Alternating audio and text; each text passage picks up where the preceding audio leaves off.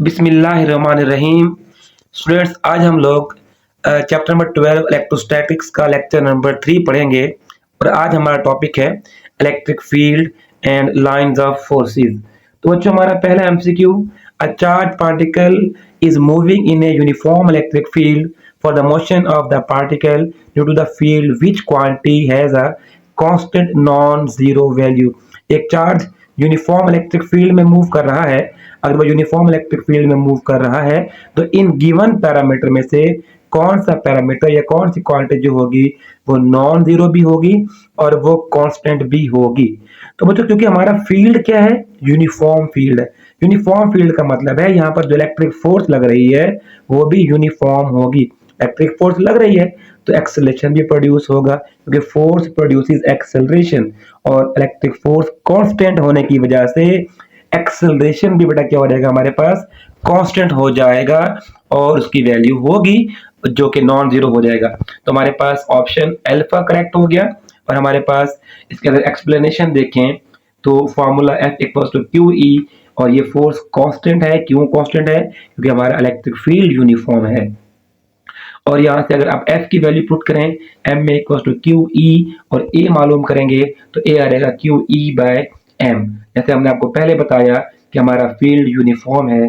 Field uniform होने से acceleration भी कांस्टेंट होगा, लेकिन इसकी कुछ ना कुछ वैल्यू होगी, मतलब नॉन जीरो नहीं होगा। क्वेश्चन नंबर 2 देखिए बच्चों, the value of electric intensity will dash due to the presence of dielectric medium. बच्चों, डाई इलेक्ट्रिक मीडियम पुट करने से जैसे कूलम्स फोर्स कम होती है वैसे इलेक्ट्रिक इंटेंसिटी भी क्या होती है, कम होती है। तो हमारा ऑप्शन हो जाएगा चार्ली, डिक्रीज हो जाएगी। हम इसको रिलेशन बना लेते हैं। हमारे पास फॉर्मूला है बच्चों, E medium equals to E air by epsilon R. Relative permittivity होगी मीडियम की, जो हमने यहाँ पर इंसर्ट किया होगा, और यहाँ से अगर आप रिजल्ट निकालें ई मीडियम जो हो जाएगा वो लेस हो जाएगा ई एयर से। क्वेश्चन नंबर 3 देखिए बच्चों, force experienced per unit positive test charge at a point in an electric field is the definition of। बहुत ही सिंपल सा एमसीक्यू है, यूएचएस 2018 एमडीकैट में आया है। आप लोग सोच रहे होंगे वो वाले बच्चे कितने लकी होंगे जिन्होंने ये एमसीक्यू सॉल्व किया होगा। तो ये डेफिनेशन है बेटा इलेक्ट्रिक फील्ड स्ट्रेंथ की।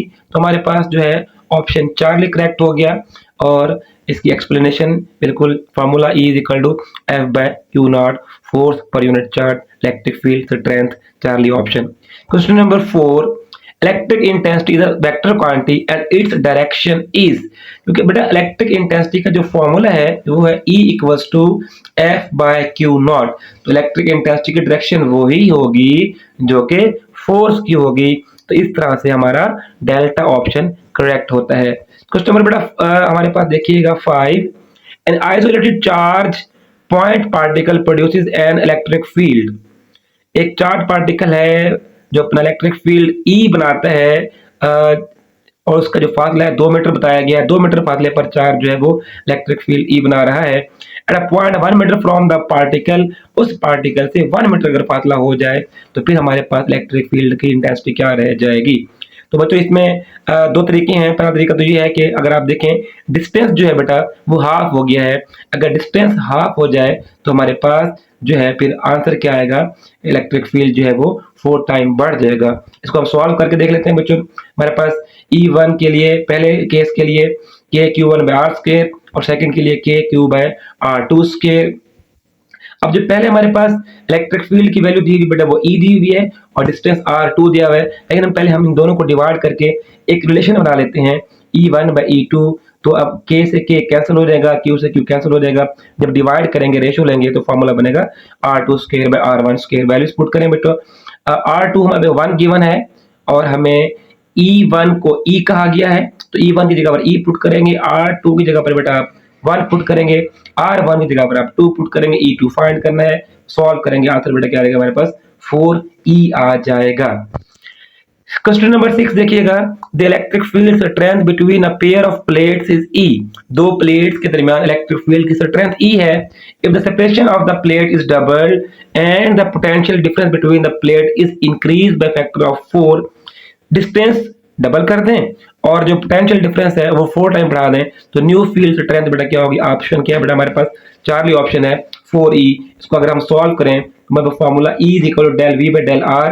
अब नए पैरामीटर्स पुट करने से इलेक्ट्रिक फील्ड चेंज हो जाएगा, तो E prime is equal to हमारे पास हो जाएगा, उन्होंने कहा है कि आपने पोटेंशियल डिफरेंस को 4 टाइम बढ़ाना है और आपने जो है वो डिस्टेंस को 2 टाइम बढ़ाना है, तो आएगा 4 del V by 2 del R। इसको सॉल्व करेंगे 2 del V by del R आएगा और आप इसको del V by del R E के बराबर है, तो E प्राइम आ जाएगा बेटा 2E। तो मतलब ये हुआ हमारा ऑप्शन बीटा करेक्ट है। तो सोल्यूशन के बाद हमारा ऑप्शन आप ठीक कर लेंगे, जो आ जाएगा बीटा ऑप्शन। क्वेश्चन नंबर 7 देखिएगा, in a uniform electric field which statement is correct, इनमें से कौन सी स्टेटमेंट करेक्ट है। ईटा 2018 मतलब ये बेटा केपीके का जो एमडी कैट होता है वहां का ये 2018 का सवाल है। तो इलेक्ट्रिक फील्ड में all charge particle experience the same force, नहीं बच्चों, तमाम चार्ज पार्टिकल सेम फोर्स नहीं एक्सपीरियंस करते। Formula F is equal to F by Q naught, F is equal to Q naught E. Force जो है वो charge के मैग्नीट्यूड के डायरेक्टली प्रोपोर्शनल होती है। चार्ज बढ़ जाएगा फोर्स बढ़ जाएगी, चार्ज कम हो जाएगी तो फोर्स कम हो जाएगी। तो पहला ऑप्शन ठीक नहीं है। All charge particle moves with the same velocity, ये भी ऑप्शन ठीक नहीं है बेटा। चार्ज पार्टिकल के मैग्नीट्यूड के साथ साथ इनकी वेलोसिटी भी चेंज होती है बेटा। All electric field lines are directed towards positive charge, ये बात गलत हो गई है। Electric field line positive charge की तरफ डायरेक्टेड नहीं होते, पॉजिटिव से नेगेटिव तरफ डायरेक्टेड होते हैं। तो D option delta option. All electric field lines are parallel, जी हाँ, तमाम इलेक्ट्रिक फील्ड लाइंस बेटा पैरेलल होती हैं यूनिफॉर्म इलेक्ट्रिक फील्ड में, तो ये हमारी रिप्रेजेंटेशन होती है। आंसर डेल्टा ठीक हुआ। और हमारे पास हमने पहले बताया all electric field lines are parallel. आप ये डायग्राम में भी देख सकते हैं बेटा, इलेक्ट्रिक फील्ड लाइन पॉजिटिव से नेगेटिव तरफ डायरेक्टेड होती हैं और ये पैरेलल भी होती हैं। क्वेश्चन नंबर 8 देखिए बच्चों, which is the magnitude of a point charge which produces an electric field of 2 Newton per coulomb at a distance of 60 centimetre. बच्चों हमें यहाँ पर उन्होंने इलेक्ट्रिक फील्ड E की वैल्यू दे दी है बच्चों, और हमें डिस्टेंस दे दिया है, हमें आपको यहाँ पर चार्ज फाइंड करना है। इसको जब आप सॉल्व करेंगे आंसर बीटा आ जाएगा। तो सॉल्व कैसे करेंगे बच्चों, हम फॉर्मूला यूज करेंगे E equal to K Q by R square, electric intensity का। अब हमें E भी गिवन है, R भी गिवन है, Q फाइंड करना है, तो फॉर्मूला अरेंज करें, वो जो K इज इक्वल टू आ जाएगा E R square by sorry Q is equal to E R square by K। अब E की वैल्यू गिवन है, R की वैल्यू भी गिवन है, K कूलम्स कांस्टेंट 9 × 10⁻⁹ पुट करेंगे तो आपके पास सॉल्यूशन आ जाएगा बीटा ऑप्शन।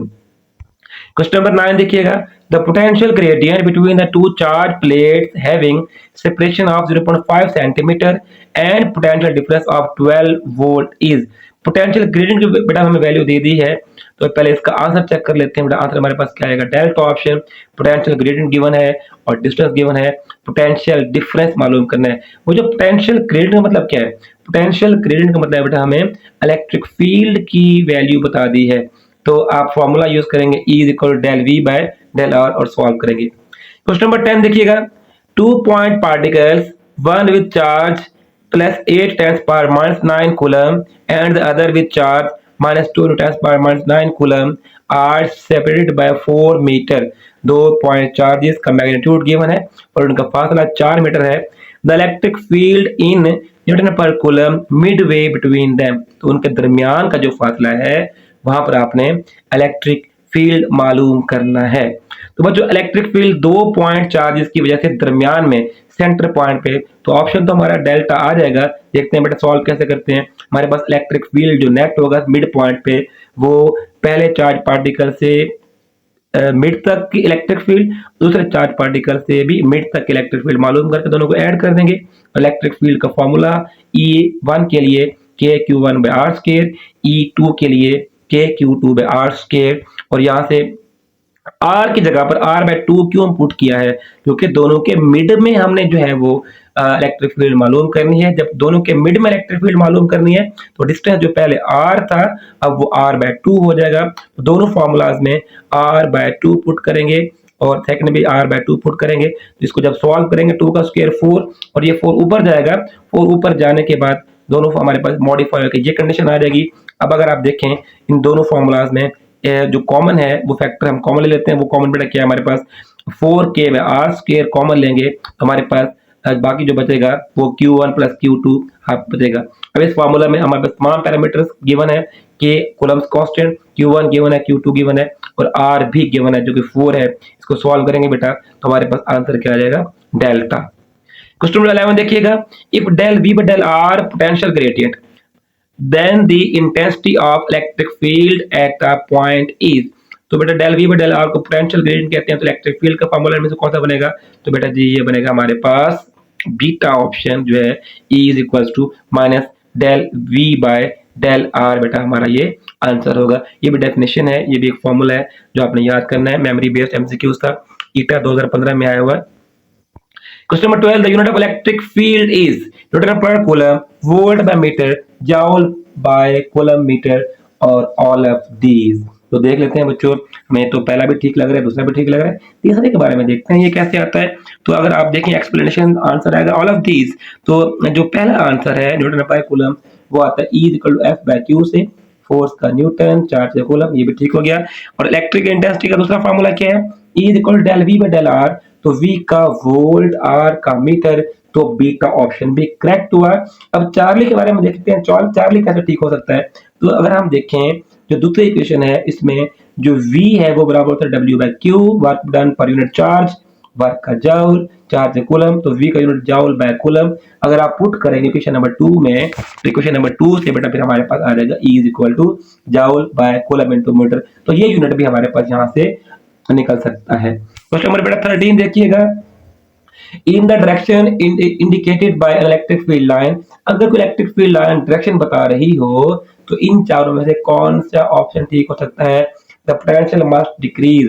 देखो पोटेंशियल का बेटा फार्मूला क्या होता है, वो होता है V equal to K Q by R। इससे मतलब ये है V और R आपस में क्या हो जाएंगे, इनवर्स रिलेशन हो जाएगा। और पॉजिटिव जो इलेक्ट्रिक फील्ड लाइन होती है बेटा पॉजिटिव से अवे की तरफ डायरेक्शन शो करती हैं, तो अवे का मतलब होगा दूर जाने से V क्या होगा हमारे पास डिक्रीज होगा, जो हमारा ऑप्शन बेटा बनता है the potential must decrease. Question number बेटा 14 देखिए, the potential difference between a pair of similar parallel conducting plates is known.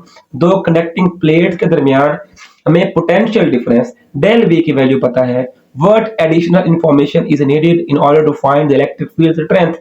हमें अगर इलेक्ट्रिक फील्ड स्ट्रेंथ मालूम करनी हो और क्या मालूम होना चाहिए पोटेंशियल डिफरेंस के अलावा, तो जो इलेक्ट्रिक फील्ड और पोटेंशियल डिफरेंस का जो रिलेशन है वो E is equal to del V by del R।